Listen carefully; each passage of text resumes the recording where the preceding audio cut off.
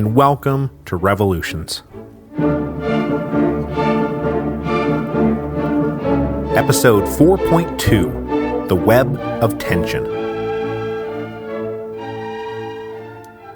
So last time, we introduced Saint-Domingue, the French colony that occupied the western third of the island of Hispaniola.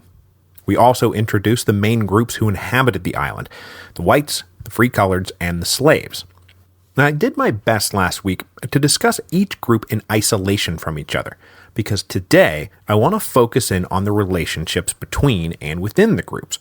Relationships that formed a complicated web of tension that defined the island in the late 18th century as France approached the French Revolution and Saint-Domingue approached what would one day be known as the Haitian Revolution.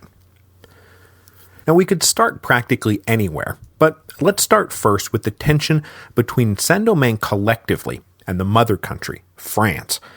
And in the context of this relationship, France is always called the métropole, which simply means the parent state of a colony. So when I say métropole, I just mean France proper. We'll start here because it is the tension between Saint-Domingue and the métropole that will eventually kickstart the revolution in 1791. So, in the big picture, the French overseas empire was governed by mercantilist theory, which essentially means that trade between the mother country and the colonies should be done entirely in-house and operate for the benefit of the metropole. The purpose of a mercantilist colonial empire was to produce goods that could then be exchanged with other mercantilist empires, the British, the Dutch, the Spanish, with the balance of trade hopefully in your favor. That is, you wanted them to give you more gold for your stuff than you gave them for their stuff. The object of the mercantilist system was to accumulate more gold than everyone else. In the French colonial context, this meant that the planters of Saint-Domingue labored under a restrictive framework called the exclusive. Promulgated by the great controller General Jean-Baptiste Colbert during the reign of Louis XIV, the gist was that all colonial exports had to be sold back to France, and all colonial imports had to be bought from France. And it's safe to say that in the whole history of Saint-Domingue, the colonists hated the exclusive because it depressed the price of their exports and increased the price of their imports. Without any outside competition, the French merchant houses in the Atlantic port cities paid less for sugar, coffee, and indigo than the planters believed they could get in an open market, and then those same merchant houses charged more for goods and provisions and machinery than the stuff was really worth. It was incredibly frustrating for the colonists. And what was doubly frustrating was that fully 3/4 of Saint-Domingue's sugar and coffee were destined to be re-exported to other countries. So rather than the colonists selling directly to British traders, they had to sell it for far less to French merchants, who then marked up the price and pocketed the profits of exportation. And since the merchants back in France were growing incredibly rich thanks to their monopoly, they had way better access to the inner circles of court, and so despite colonial protests, the exclusive stayed put. Now, key point. How did the colonists know they were being undercut and overcharged? Well, that's easy. Despite the exclusive, the colonists carried on a robust contraband trade with everybody. There was a thriving internal economy in the New World, and Saint-Domingue was right in the middle of it, buying and selling with Spanish Cuba, British Jamaica, the British colonists up in America. It was all off the books and winked at, but it was a key part of everyone's colonial economy.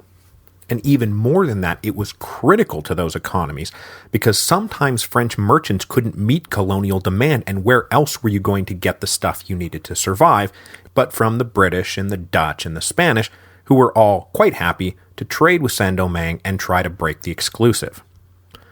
Now, the first true revolt that hit Saint-Domingue was actually in opposition to restrictive trade policies set by the metropole. In the 1720s, one of those odious state-chartered monopolies so beloved by mercantilists, the Company of the Occident, was granted all kinds of special monopoly privileges over Saint-Domingue. Tension in the colony finally blew up in late 1723 as a group of angry women stormed the company headquarters in Le Cap and smashed it up. Then the next night there was further rioting and a company-owned plantation was burned to the ground. This unrest then spread out over months until the powers that be back in Versailles decided to back off and withdraw some of the privileges. Now, if this incident sounds a bit familiar, you're right. because this resembles nothing if not the conflicts between London and its North American colonies in the run-up to the American Revolution. This mob action in 1723 is precisely the same sort of action that the Boston merchants got up to over the Tea Act, which was what? Trade privileges for a state-chartered monopoly.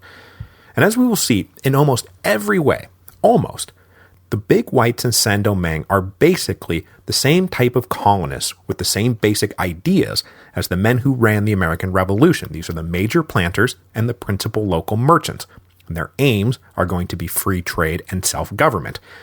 George Washington and John Hancock were Big Whites. So that brings us to our next big tension, which is between the royal administrators who ran the colony and tried to enforce the exclusive, and the Big Whites, who were starting to believe that they should run the colony. Now, as we discussed last time, Saint-Domingue started out as an unruly pirate base, so the administration of the colony reflected the need for a strong hand to impose order.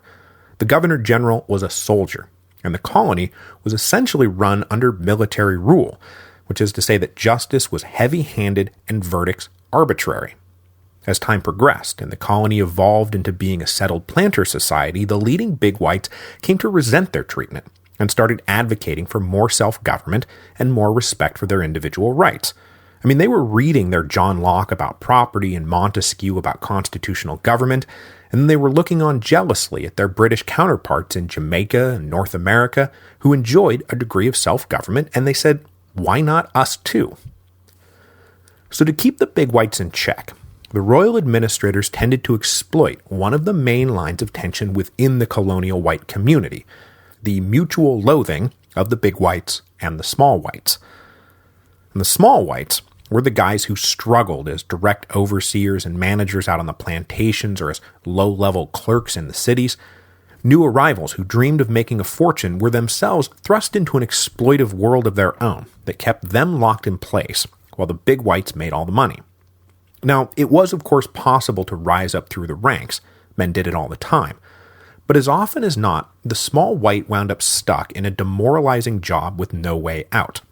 So the Small Whites resented the hell out of the wealthy and arrogant Big Whites, and recognizing an opportunity to contain Big White ambition, and to curry some popular support, royal administrators were eager to side with Small Whites when they filed grievances or brought lawsuits against the Big Whites. Now, the Big Whites in turn despised the uncouth Small Whites who were always lying and stealing and loafing around drunk instead of doing their jobs.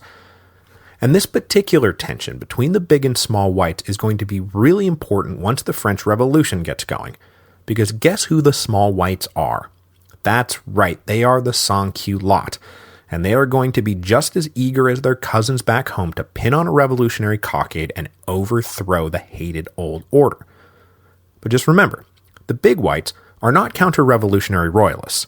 They are the liberal nobles and the rich bourgeoisie who represented the First Revolution, the Revolution of 1789. The Small Whites, meanwhile, represent the Second Revolution, the Revolution of 1792. So, in effect, the course of the French Revolution is going to play out in miniature in Saint-Domingue, with the added bonus of armed free coloreds and slave armies running around. Okay, so let's bring in the free colors into our web of tension. Now, as I said last week, Saint-Domingue was not an explicitly racist society for the first 70-odd years of its existence. It was far less racist than British or Spanish colonies, for example, and this is one of the reasons why such a large free-colored community was allowed to grow up. The Code Noir specifically granted free coloreds the same rights as anyone who had been born on native French soil, even if they themselves were freed slaves who had been born in Africa. Now, this did not make them immune to racial prejudice, and they were never assimilated into the white elite of the colony. But despite various social slights, they were able to prosper nicely. But it was this very prosperity that did finally introduce codified racism into the colony after the end of the 7 Years' War in 1763. Now, if you remember from last week, one of the defining features of the Big Whites is that they were seeking their colonial fortunes with the express intention of then getting out. Now, this did not apply to all of them. There were for sure rooted Creole Big Whites, that is, prominent white families now being born in and staying in Saint-Domingue. But many were taking the money and running, and many others along the way were at least making regular trips back to France, which was expensive, or spending a bunch of money on European luxury goods to make their colonial homes feel as European as possible. Well, guess who wasn't doing any of this? The free-coloreds. As the generations unfolded and free-colored wealth accumulated, they tended to reinvest it in the colony, buying more land or improving their existing estates. They had no great urge to return to France, and they were far less interested in blowing money on European luxuries. And because they were staying put, and their children were being born and raised in the colony and then they were staying put, the free-colored started to naturally accumulate more power and influence inside the colony. And it's one of the reasons newly arrived whites were happy to marry into one of these prosperous free-colored families. So this was all very troubling to the big whites, who felt their political and social dominance threatened by the rising free-coloreds. But no one hated the prosperous free-coloreds more than the small whites. As a class, the small whites really latched onto racial superiority as the one thing they really had going for them. They did not like that their lives were so crappy, while inferior ex-slaves, barely better than animals, had it so good.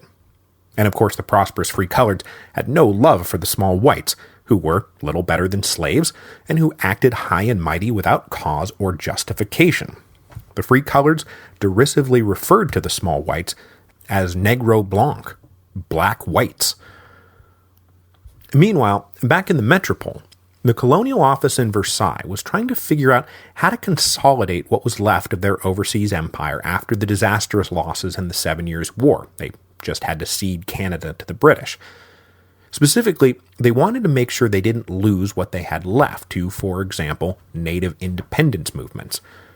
To address this issue, they turned to a guy named Émile Petit. Petit had written a book back in 1750 called American Patriotism that outlined pretty clearly the threat posed to the metropole by an emerging Creole population in the colonies. Now, Creole just means somebody who was born in the Americas, so there were white Creoles and colored Creoles and black Creoles, and the concern was that the Creoles collectively would start to create a united local interest that was in opposition to the metropole. Petit said if the home government didn't start making reforms, these guys are liable to try to break away from France. Being a liberal reformer, Petit said we need to treat these people not like uncivilized pirates, but like full subjects of the crown. We need to end arbitrary military rule and give them a measure of self-government. We need to respect their private property rights. We need to end the exclusive and open up the colony to free trade. That way, the colonists will feel like full participants in the system rather than oppressed cogs in a tyrannical machine. But the other key part of Petit's reforms was to introduce a system of proto-apartheid that divided the whites from the coloreds. Petit believed that if those two groups joined forces, that it would be a matter of when, not if, the colony broke away from France. So, one side of the coin was building up the self-esteem of the white colonists by treating them better. The other was abusing and denigrating the free-coloreds so that the two groups would never recognize how much their interests actually intersected. So around about 1763, an officially racist regime started being implemented in Saint-Domingue. In 1764, coloreds were forbidden from certain prominent professions, medicine, law, government jobs. In 1773, a freed slave and his or her family was forbidden to take the name of their white patriarch. This was to break the lines of inheritance and any family connections that might bind together prominent whites from their colored relatives. In 1777, blacks were barred from the metropole completely, and free coloreds were forced to register upon arrival. In 1779, the coloreds were hit with a sumptuary law, forbidding them from wearing swords in public or dressing in European style, which meant wearing the good silks. They were also forbidden from being addressed using formal titles like Madame and Signor. Manumission papers proving freedom were required for wills and marriage licenses, and oh, by the way, there's now a huge tax on manumission, freeing a slave, to prevent the free-colored population from growing too quickly. Local notaries were ordered to keep track of racial identifiers on legal paperwork so the colonial government could start keeping a record of who was white and who was colored. After all, sometimes a colored was whiter than a white, and you never could be sure who was inferior to whom. Now, for the racial identifiers, the colonists turned to the work of a guy named Moreau de Saint-Marie, who was a white Creole and who was best known for writing a massive work called The Description of French Saint-Domingue, which remains a principal primary source for information on the colony before the Revolution. The work was intended to guide colonial administrators, but it was unfinished by the time that the Revolution swept through and made it all obsolete. Moreau de Saint-Marie had worked up a classification system that identified 128 shades of color, from the standard mulatto, which was one white parent, one black parent, though there were actually 12 different combinations that produced a mulatto, and we're not going to worry about those. Then in English, you have a quadroon, which is 3 white grandparents and 1 black grandparent. So, for example, Alex Dumas, the great revolutionary general, was a mulatto, while his son, Alexandre Dumas, the great novelist, was a quadroon. This system goes out to 1/128th part black, and it provided pages of tables to determine what combination makes what. Now, in practice, a lot of this, like a lot of everything decreed by the metropole, was just ignored. Notaries didn't bother to note race, weddings and wills were duly approved without asking for documentation, but the official racism was odious and offensive to the prominent free coloreds who believed themselves in every way the full equal of a white. I mean, that's what the Code Noir had always said. And then, of course, just as these racist laws were hitting, they were landing on the first generation of coloreds who had been educated back in France. If a free colored family got enough money together, they would send their sons back to France to be educated, and back in France at that point, racism was practically not even a thing yet. So these guys would go off, get a fully modern education, be treated as equals for a few years, and then come back to a colonial world of humiliating slights. Now, at the epicenter of the tensions between the whites, the coloreds, and the royal administrators was the issue of militia service. Service in the colonial militia was incredibly unpopular. It took time that was better spent running your property, it cost money because you had to outfit and arm yourself, and it was dangerous for all the reasons military service is dangerous. No one liked it, and reforming militia service requirements was hopefully going to be a part of the transition from military rule to enlightened civilian rule envisioned by guys like Petit. So in that pivotal year of 1763, the metropole made a deal with the colonists.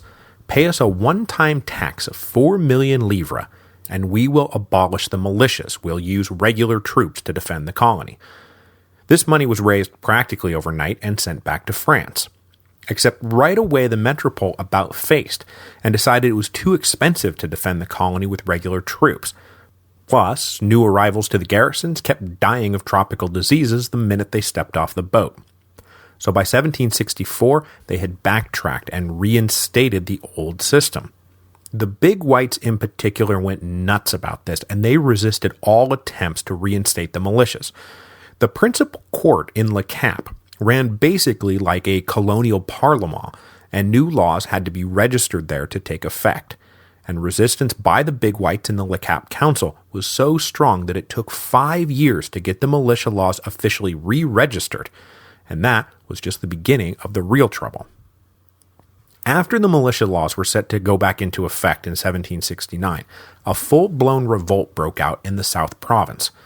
Prominent white Creoles got together with their free-colored neighbors to resist service, going so far as to kidnap a militia captain, gather together in the hundreds, armed and ready to fight. Now, this little rebellion was put down inside of 6 weeks, but it is of critical importance for 2 reasons. First, it was the last major uprising on the island before things started slipping inexorably towards revolution in the late 1780s, and second, it was the last time that big whites and free coloreds joined forces to fight a common cause. Despite the fact that their natural economic interests aligned, they would henceforth be on opposite sides of all future political confrontations. It would not be until far too late that the big whites realized, hey, those guys are actually slave-owning planters just like me, and skin color aside, we have a ton in common. Maybe we should, but by then it would be too late. The upshot of all this is that the big whites were basically exempted from military service completely by the 1770s, and the free colors wound up being the backbone of the local military. They were required to serve 3 years in the police force tasked with tracking down runaway slaves, and after that they would graduate to the militia, which they could not exempt themselves from in ways that whites could.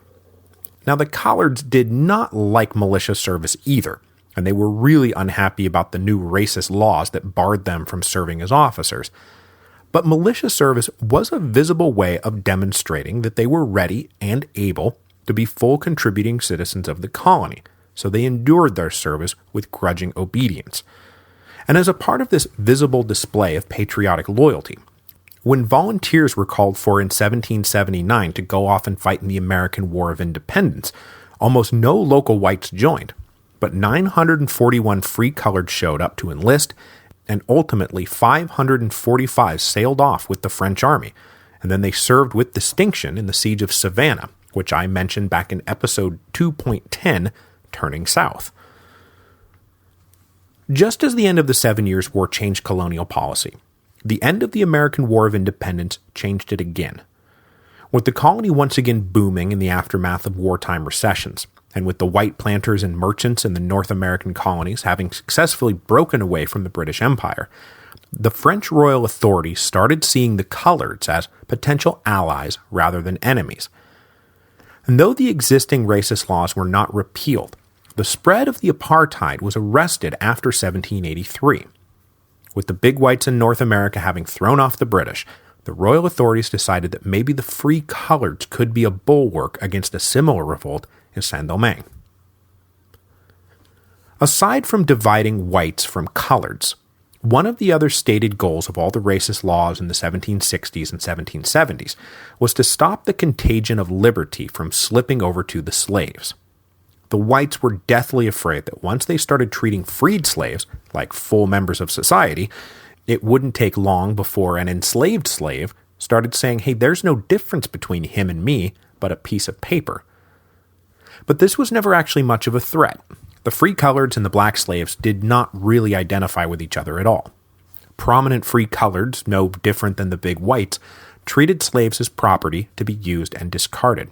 And slaves knew damn well that the free Colors were not their brothers, they were just another class of master. So that brings us to the slaves, because in Saint-Domingue, the mother of all tensions, the tension at the center of the web of tension, was between master and slave. The singular fear of the free population was a slave revolt.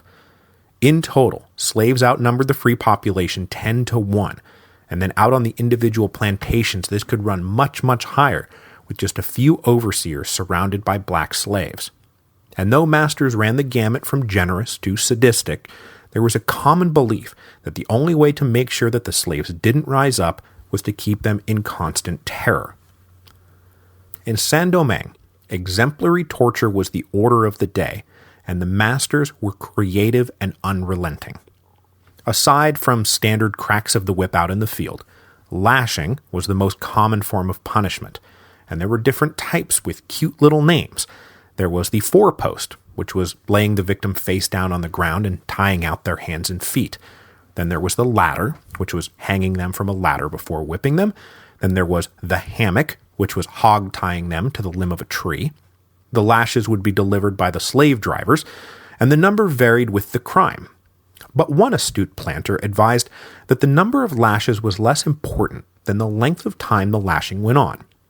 Fewer lashes, delivered over a longer period of time, was more agonizing and thus more instructive to everyone than a bunch of lashes issued quickly.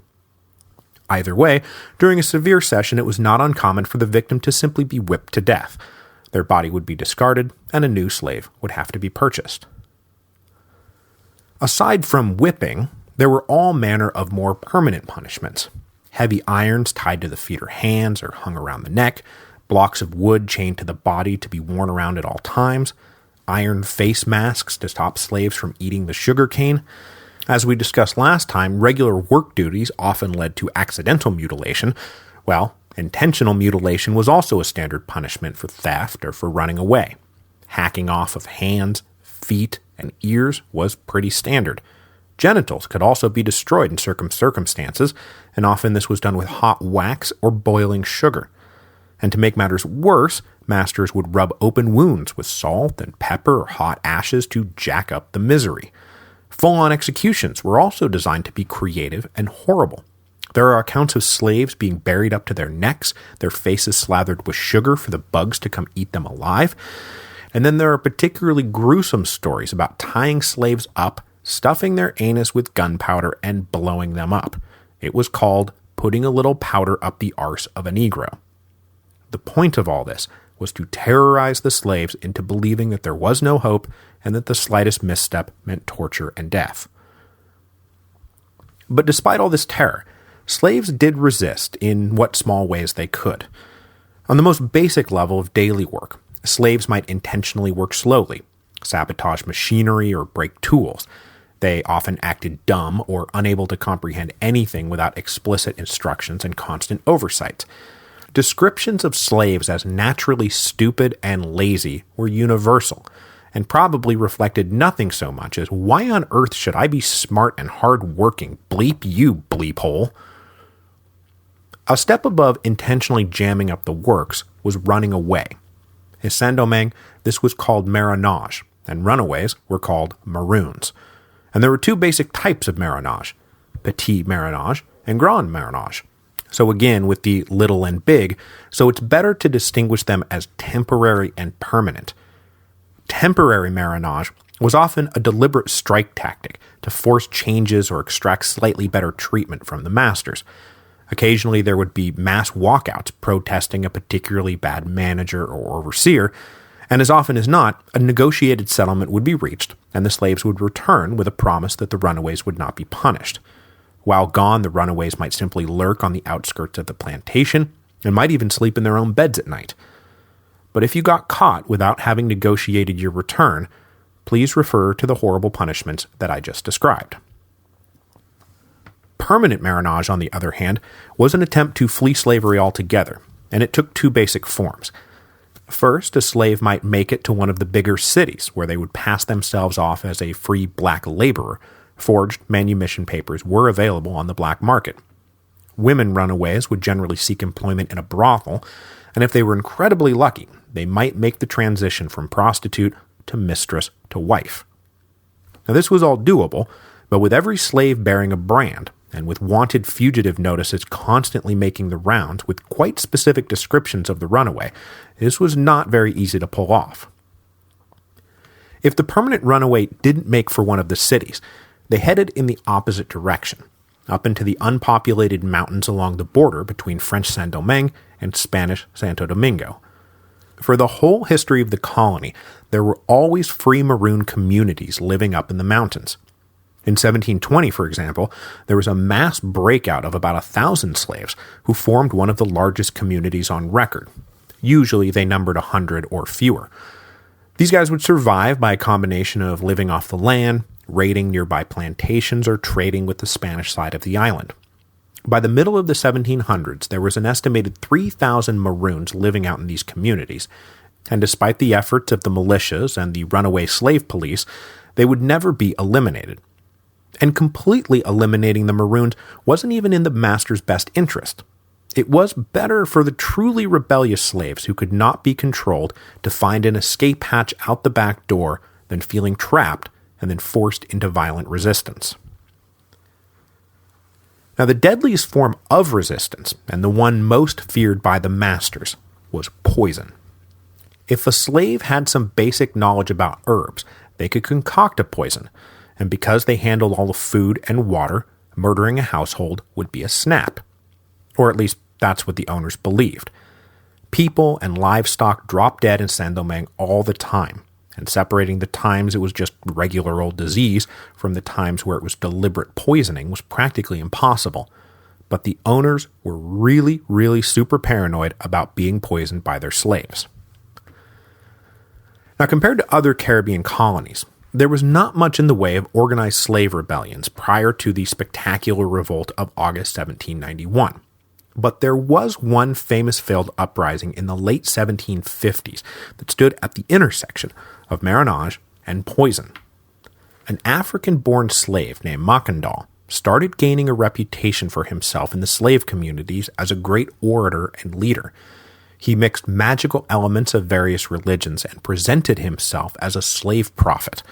Eventually, he ran away and became the leader of a maroon community.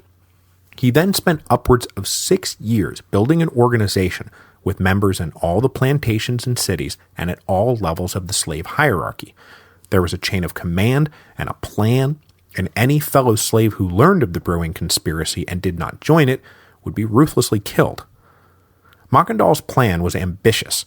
He was going to poison every well in Le Cap, and then, when the population was decimated by tainted water, he would lead his armed followers into the city for a general massacre and the overthrow of the French slavers. But just before the plot was about to be executed in January 1758, Mackandal was betrayed to the authorities and captured. He was tortured and then burned alive. But having sworn to his followers that he could change shape, the myth emerged that Mackandal in fact turned himself into a fly and floated away before the flames got him. And the legend of Mackandal, who knows the actual extent or aim of the conspiracy, lived on in both the imaginations of the master and the slave. The former terrified it might happen again, the latter cherishing it as a dream that might one day yet be realized. As the slaves dreamed of maybe one day overthrowing the system from the inside, another group on the other side of the world dreamed of dismantling it from the outside. And this will bring us back full circle to the tension between the big white masters and the powers that be back in France, who started possibly coming under the sway of a dreaded new intellectual movement, abolitionism. The idea that human beings should not be held as property got going with the Enlightenment, and in France there were two particular works that really took root. The first was a book called The Year 2440 by Louis Sebastian Mercier, which is an original Rip Van Winkle story, with the author waking up in the far future and exploring the new fantastic world he discovers. The important bit for us in this work of utopian science fiction comes when the time-traveling author comes across a statue in honor of the man who led the colonial slaves to freedom. It was a statue dedicated to the Avenger of the New World. This theme was then picked up by the enlightened clergyman, the Abbé Raynal, in his work The Philosophical and Political History of the Establishment and Commerce of the Europeans and the Two Indies, which was nearly continuously in print after its first publication in 1770. The work was a general survey of colonial history and economics, but it contained scathing passages denouncing slavery and promising that if the system was not dismantled slowly, it would eventually explode violently. After the end of the American War of Independence led to the massive influx of new slaves into Saint-Domingue, as we said last week, imports jumped to nearly 40,000 a year, the colonial authorities decided to take measures to curb the worst abuses of slavery and start possibly enforcing the provisions of the Code Noir. So in December 1784, and then again in December 1785, the Colonial Office issued decrees on the treatment of slaves. Owners were to keep compliance records of the provisions, clothes, and food they provided their slaves. There were now to be maximum limits on the amount of hours a slave could work in the day, and they were also supposed to get Sunday afternoon off too. Slaves were also to be protected if they justly complained about mistreatment. Without the slightest hint of irony, the colonial masters were incredulous and denounced the despotism of the metropole. Mostly, though, they said if you get between us and our slaves, you'll be the one fomenting slave insurrection, not us, because they'll start thinking they have rights, and that will be the ballgame. In an almost exact replay of what was about to go on back in France, the Le Cap Council refused to register the edicts, and in 1787 the exasperated intendant had had enough. He abolished the Le Cap Council and moved its functions down to Port-au-Prince. This all happened 1 year before the great battles over the closure of the Parlement rocked France in 1788 that soon led to the Day of the Tiles.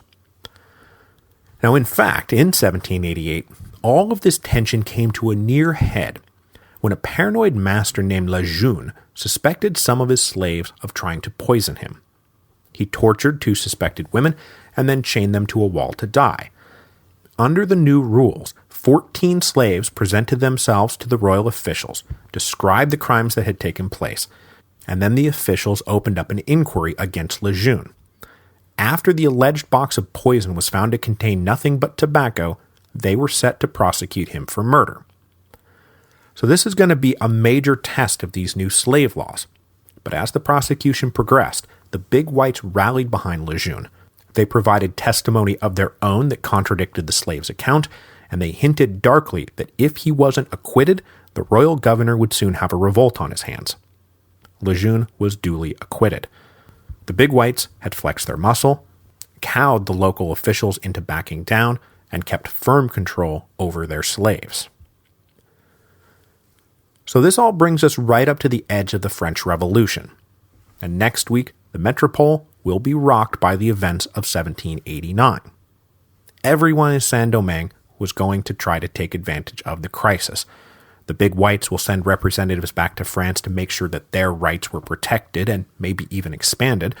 The free colors will send their own representatives back to lobby for full political and social equality. And while no one was there representing the slaves, they too recognized the possibilities opened up by the revolution. In the midst of Abbé Raynal's denunciation of slavery in the history of the 2 Indies, he wrote, "A courageous chief only is wanted. Where is he, that great man whom nature owes to her vexed, oppressed, and tormented children? Where is he? He will appear, doubt it not. He will come forth and raise the sacred standard of liberty." And Raynal was right. That man is coming.